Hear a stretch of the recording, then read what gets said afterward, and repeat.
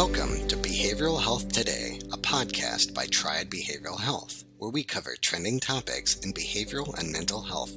This podcast is designed to share unique and relevant topics occurring within the world, our communities, and bring them a mental health perspective. Welcome. I'm your host, Dr. Graham Taylor, and with me today is Joshua Taylor and Nikki Taylor. Joshua Taylor starred collegiately at Pepperdine from 2012 to 2015, earning 2 ABC All-American honors and 3 All-MPSF accolades. He finished his career ranked 9th of all time in total kills at Pepperdine program history. Interspersed throughout his collegiate career, Joshua trained and competed with Team USA, competing in Canada, Italy, Argentina, Mexico, and in Brazil. Following college, Joshua played professionally overseas in Finland and Qatar. Currently, Joshua is the head coach of the University of Missouri women's volleyball team, a Division I program within the SEC conference. Also with me today, too, is Nikki Taylor, who was a dual sport athlete playing her collegiate volleyball at the University of Hawaii, where she earns 2 AVCA All-American Volleyball Indoor honors, as well as 2 AVCA All-American Beach Volleyball honors. Nikki also trained and played with the U.S. national team and competed with Team USA in the Dominican Republic. Nikki's professional career has included playing in Italy, Finland, and she will be returning for her second season in Germany this coming fall. To those listening, if you haven't figured it out already, both Joshua and Nikki are my 2 oldest children. I am very proud of them both, and I am honored to have them with me on the podcast today. Nikki and Joshua, welcome. Thanks. Pumped to be here. Thanks for having us, Dad. We're really honored to be here with you. Absolutely. Appreciate you guys doing so, and I'm excited for our time together today. We're talking today about sports psychology and its application to life. And as we go into this, if you would, let me set the foundation for our time by saying, I found in my years in psychology, being an athlete, working with a number of athletes, that an athlete's mind is unique. It's trained from the very beginning of their sports involvement, typically at a very young age. It involves almost an indoctrination process on how to think, on how to plan, how to respond and act, and ways to establish and build emotional control, with most of this being done without this internal mindset and this unique style and type of growth even being recognized by the athlete as is being developed. In fact, most athletes go through life starting first with sports and then later maybe in their relationships, maybe in parenting if that's where life takes them, their professional careers outside of or maybe even after sports, without even realizing that their foundation for doing life was cultivated and established from the very beginning by way of involvement in athletics. In other words, this way of being and thinking is the only way that they know how to be in and do life. Let me also say, as we set this up, that as we speak about sports psychology and the development of this very unique mindset, it's not something that one is simply born with. Now, when we talk about nature versus nurture, genetics do play a role in an athlete's success from a nature perspective. In other words, you're either born 6'8", like you, Joshua, or 6'4", like you, Nikki. That allows you an opportunity to perform at the higher levels. Or maybe you're born with an inherently strong and large body type or frame. Let's say like Thor, the guy who's the current reigning strongman, the guy from Iceland. But if we're looking at the nurture side of things now, those things can actually be taught. And it allows us to see that these psychological strategies, these techniques that come under an athletic mindset can actually be learned. And that factors such as discipline, self-motivation, are a choice that we all have the ability to develop within ourselves. So what I want to talk about today, as I include you in the conversation now about sports psychology, is going to be specifically about the mindset that elite athletes naturally function from, specifically those factors in sports and in life that are factors that we can control. In other words, factors that we have choice over. What I want to do is talk about several topic areas. The first one I want to talk about is choices we have the ability to make and the idea of taking risks that can present us with failure. So let me set it up this way. Remember Michael Jordan, he said one time, I can accept failure. Everyone fails at some time, but I can't accept not trying. What are you guys' thoughts about failure and the risks that people in life have an opportunity to take, and how athletes think about risk-taking and the choices to do so? I think that being an athlete, you have a very different perception of failure where it's almost become or morphed into somewhat of a necessity rather than something that you see as demoralizing or that makes you feel bad about yourself. I think you realize as an athlete that the only way you can grow to do something is by practicing and failing at it, so that way you can know how to change it. So I think it definitely has a very different perspective in the eyes of an athlete of failing. Yeah, I agree. I think especially in collegiate athletics prior to athletes becoming professional, oftentimes when you're performing a new skill or fine-tuning a technique, you're going to see yourself get worse prior to yourself getting better. And identifying failure as something that's positive is something that really allows the athlete to improve mentally and physically pretty quickly. It's interesting because I oftentimes think we're either winning or being successful or we're learning. And as players, you've had to decide that I'm going to take some risks here. And like you just said, Joshua, I'm likely to get worse before I get better. Or Nikki, what you're saying is psychologically, mentally, I have to recognize that I'm not going to measure my failure right now. I'm just going to measure trying to get better. So you're saying that challenges are really opportunities for growth, maybe even creativity, and ways maybe to expand your talent or repertoire or your skill set. Am I hearing that right? Yeah, and I think too, like coming from the perspective of someone that plays in a team sport, it can be frustrating sometimes if I'm making a mistake and then my teammate is making a mistake and then my other teammate is making a mistake. Like it can kind of just catch up and the ball can kind of, keep rolling with that. But I think that trying to reframe it from that frustration into, okay, hey, we're all just trying to work on something. We're all trying to get better at something. And this is going to be a byproduct of what we're trying to do is a good way to have that mentality about it. I like that. Yeah, I agree. I think, when you talk about winning or learning, something we talk a lot about at Mizzou is you're either getting better or you're getting worse. And that doesn't necessarily mean that you're putting out the best stats and you're improving on those stats every single game. Getting better is learning from maybe failures or somewhat mediocre performances or even kind of interactions maybe you're even having with your teammates. How can I better support my teammates? How can I better receive support from my teammates? And if you're not getting better and finding ways to improve on what you've been doing, then you're getting worse, but your opponent is finding ways to get better. So they're going to beat you every time if you're not finding ways to improve a little bit each day. Yeah. Hey, Josh, I have a question. Mm-hmm. So how do you feel like you changed going from an athlete and having to work through the failure yourself into being a coach and kind of encouraging but still demanding close to excellence from your players who are in that moment failing?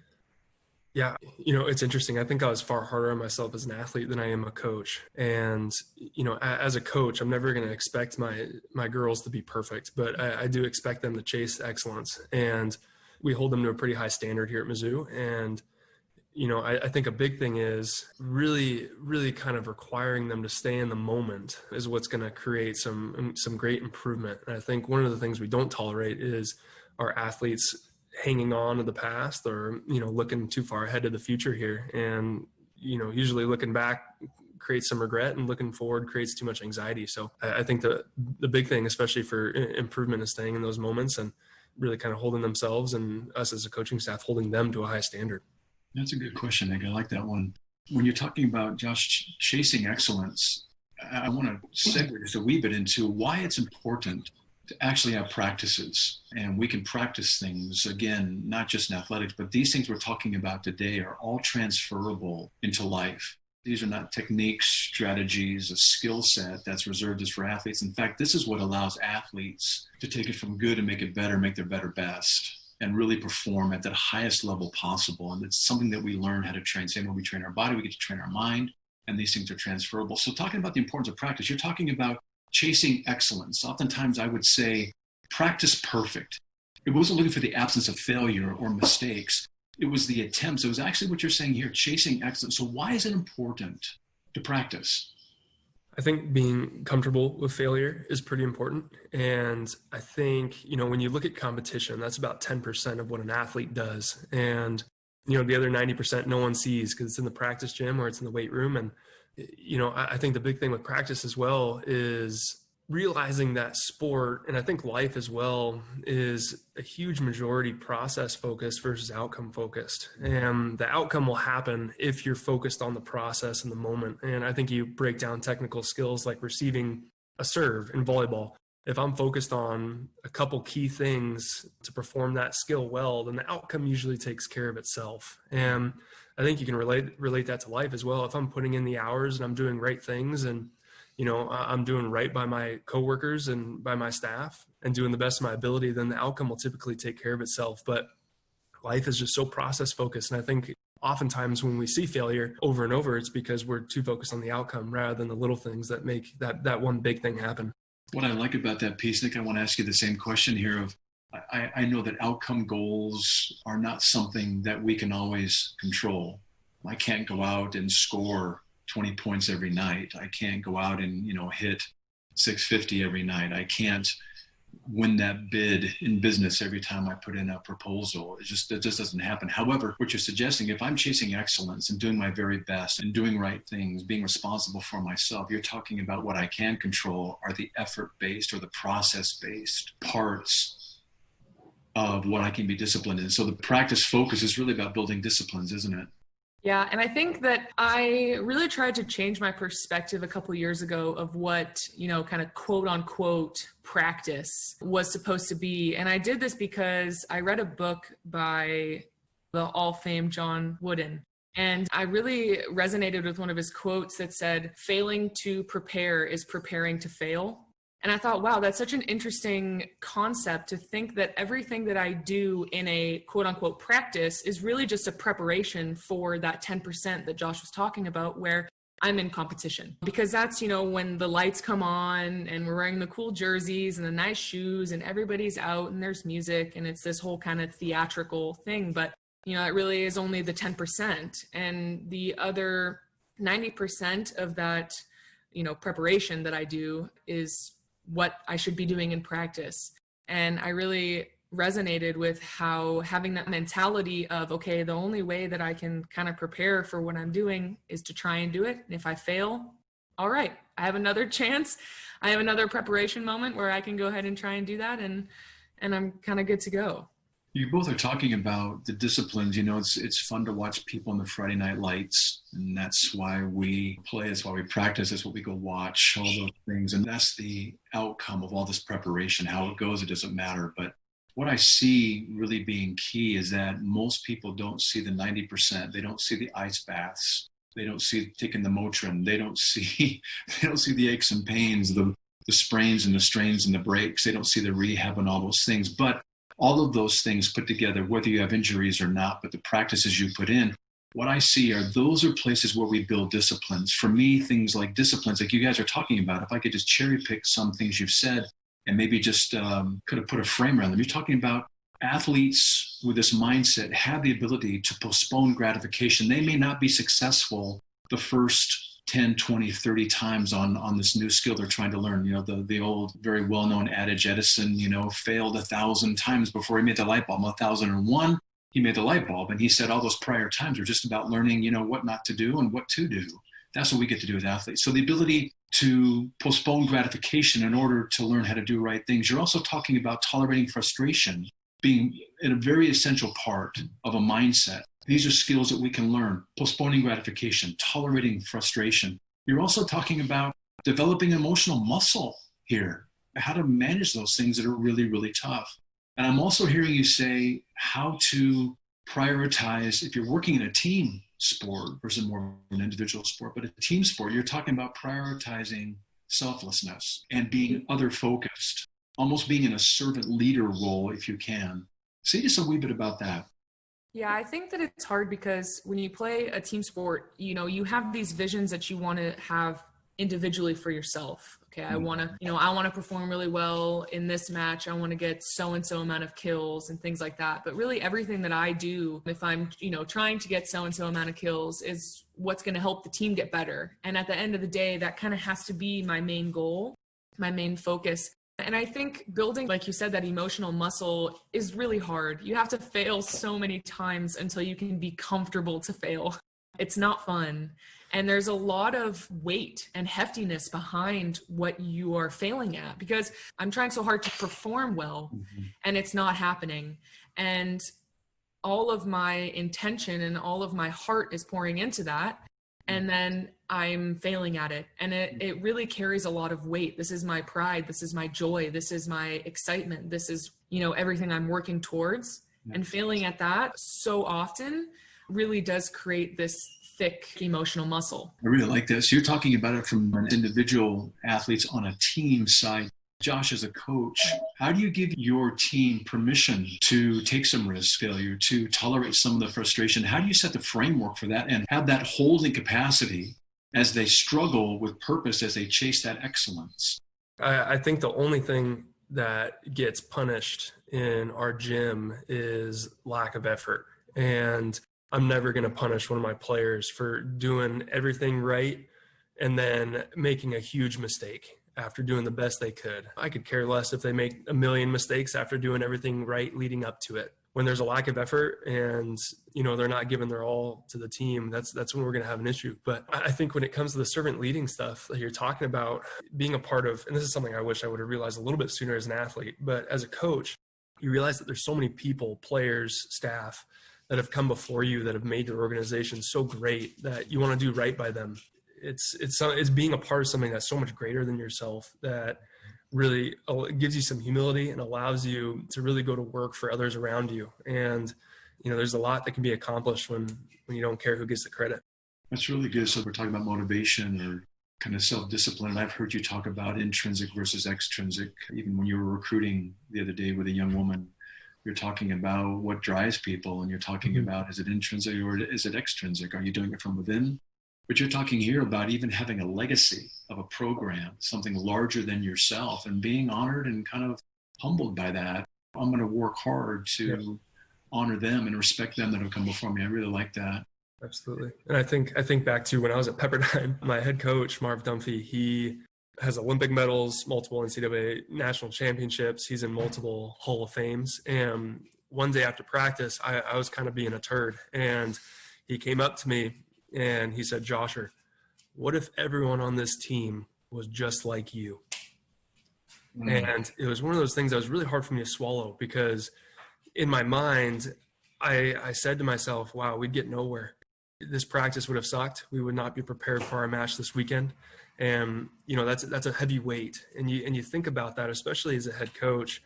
Would I want everyone in this program to be just like me? And of course I don't, but you got to look at yourself a little bit in the mirror and say, am I doing everything in my ability to help everyone around me be successful? And that was one of those interactions I've had with a coach that I'll definitely never forget. I think it's important to set goals, have visions. I don't believe that we can really motivate each other. I don't think we can do that. I think motivation comes from within. That's my choice.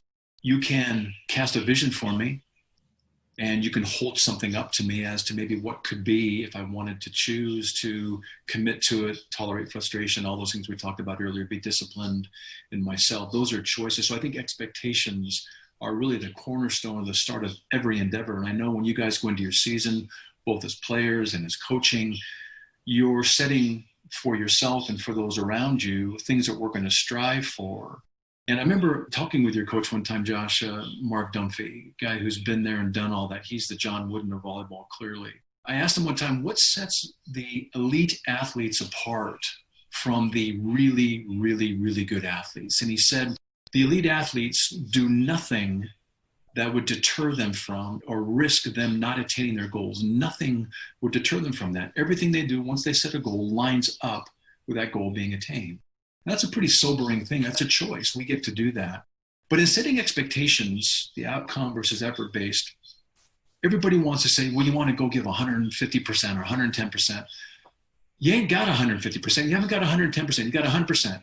And that's it. But sometimes, maybe because I got out of bed the wrong way, or maybe I had a bad day at work, or maybe, I didn't do well on a test, or I didn't get good feedback on something. Maybe I can't give 100% every day, even if I want to. Josh, what are your thoughts about what do I do then?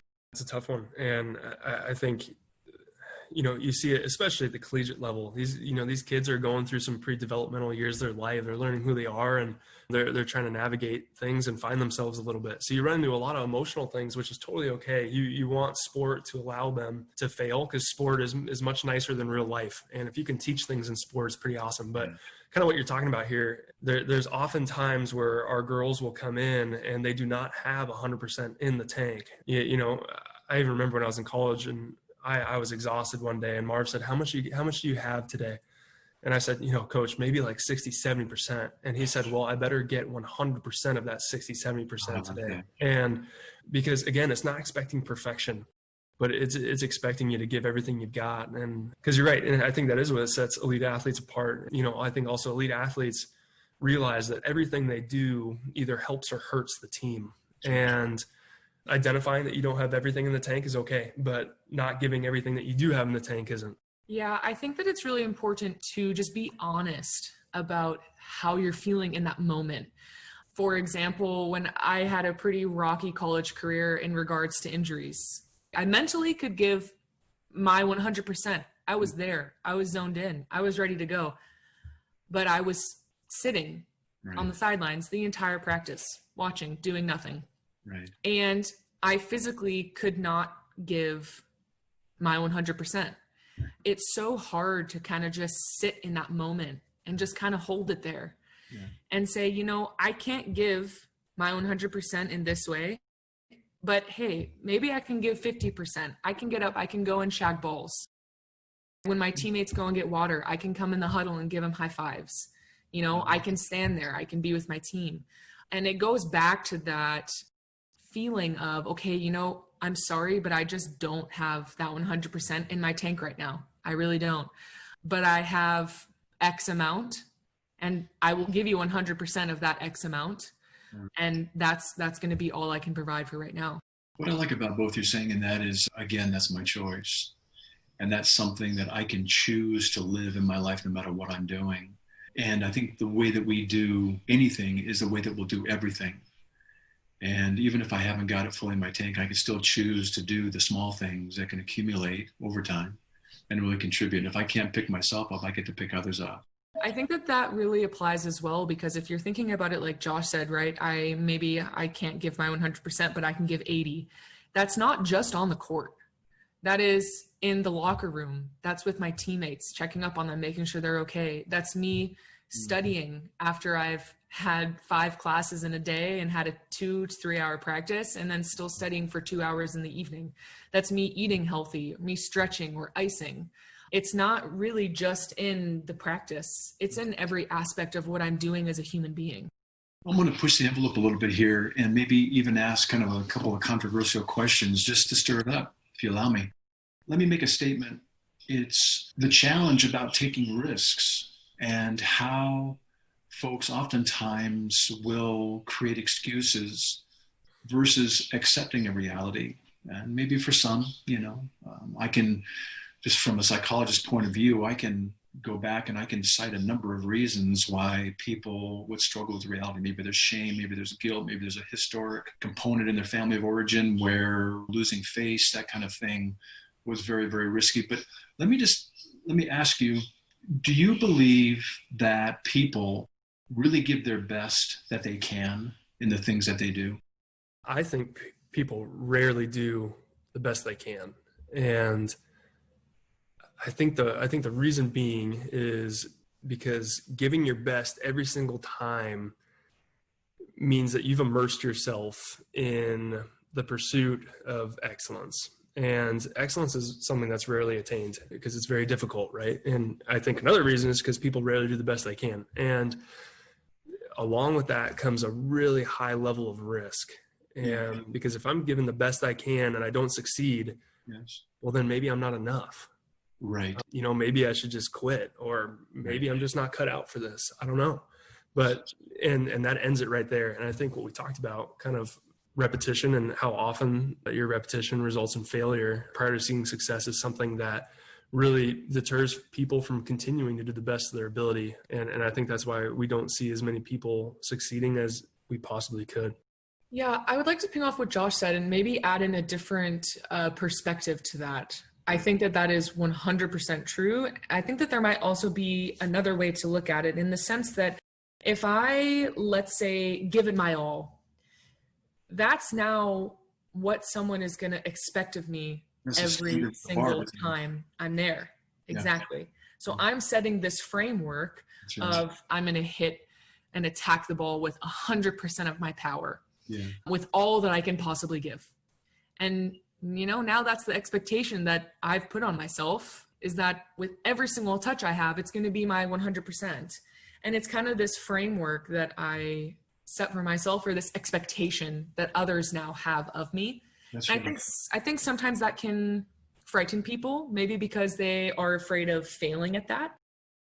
I think both those points are actually really complementary. You're talking about how, just using a kind of a cliche-ish term, playing in the zone. Basically, players, when they're playing in the zone, are not thinking all that much. They've done right things. We're talking about confidence.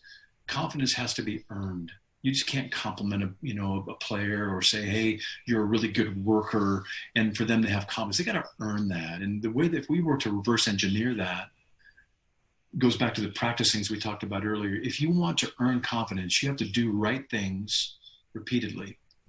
And over time, doing right things repeatedly and risking all that comes with it, you develop competence, you develop mastery, and over time you develop confidence. It allows you to walk into the gym and just know that we're going to be successful, or walk into the meeting or the interview or the presentation, whatever it may be.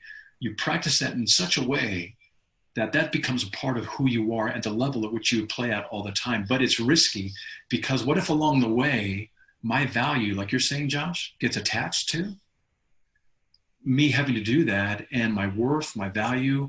Or what if I'm not, what if on the flip side of that coin is maybe I'm not enough if I don't perform at that level? And so now it's scary for me to give my best every time. Or Nikki, you're talking about how to do so. What if I can't perform? And what if people say, well, that imposter syndrome, well, that was good once, but that was just a fluke. That's not really who they are. And now you've lost face a second time.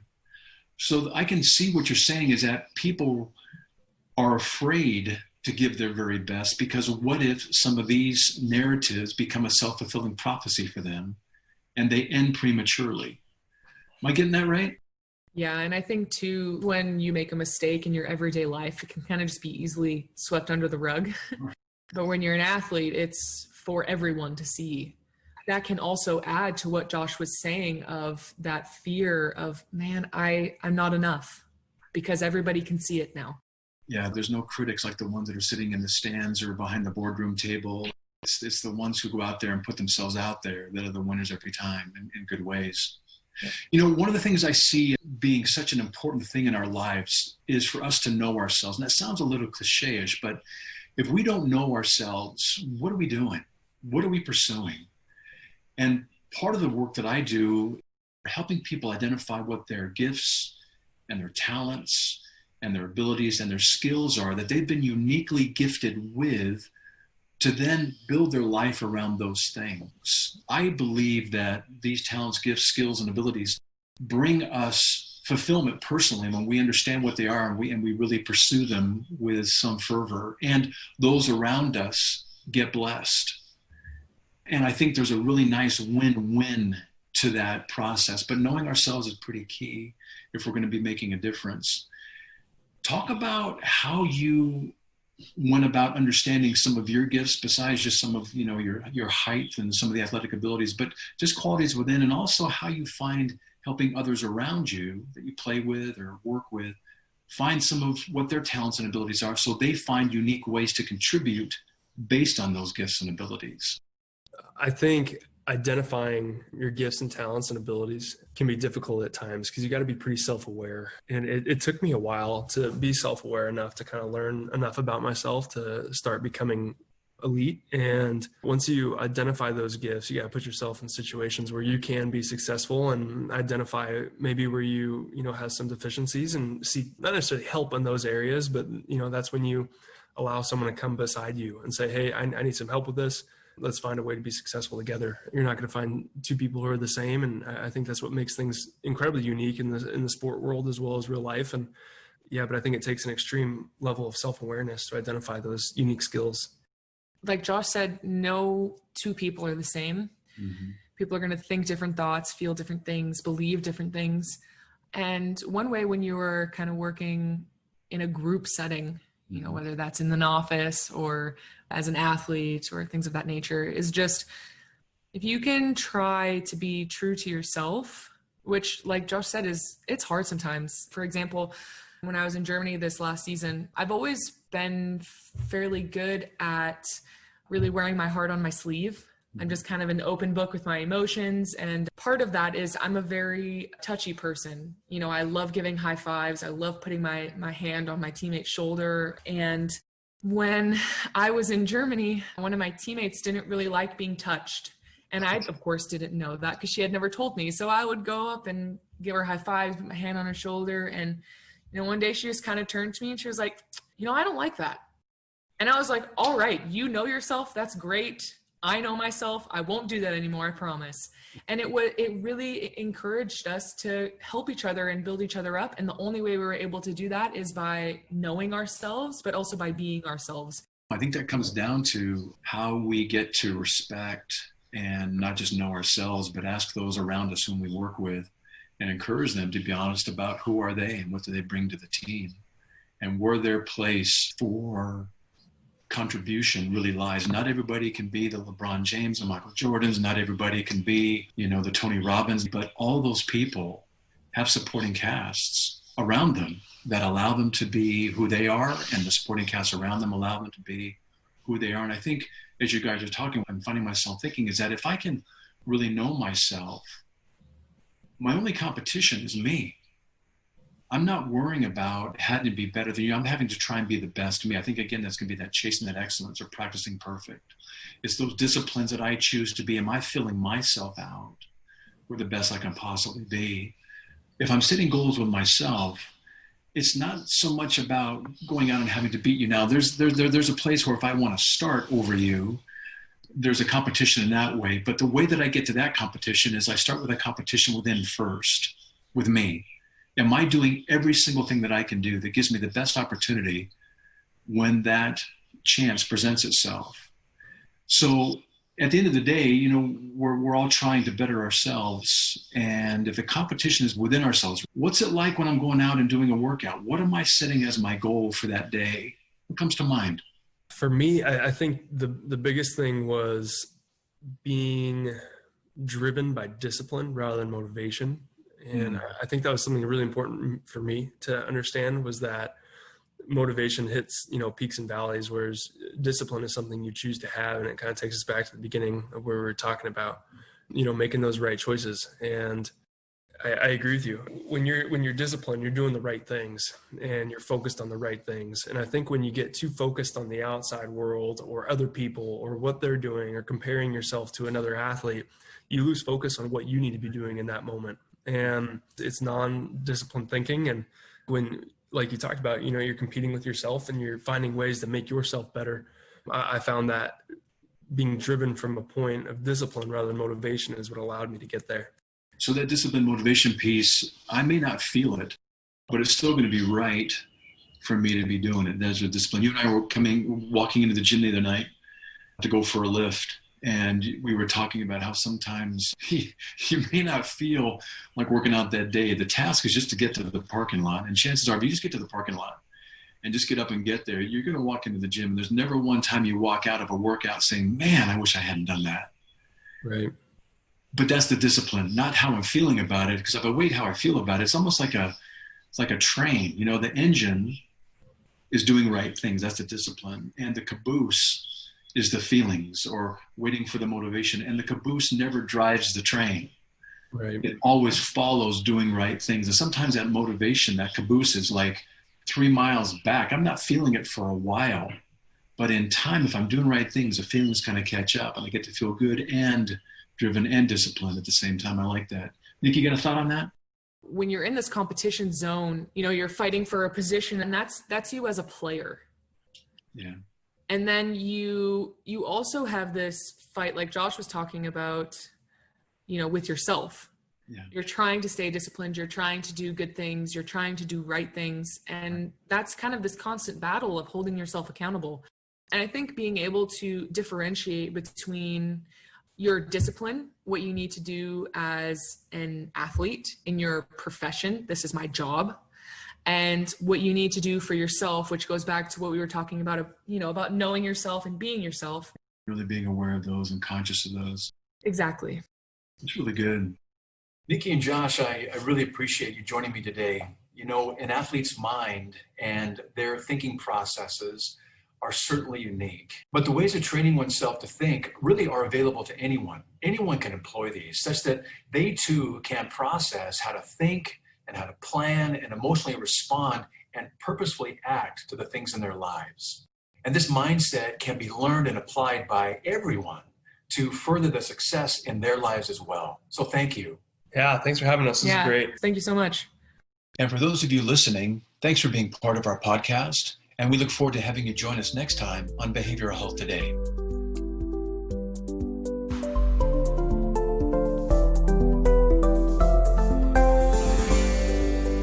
Behavioral Health Today is a podcast part of the Triad Behavioral Health Network, all rights reserved.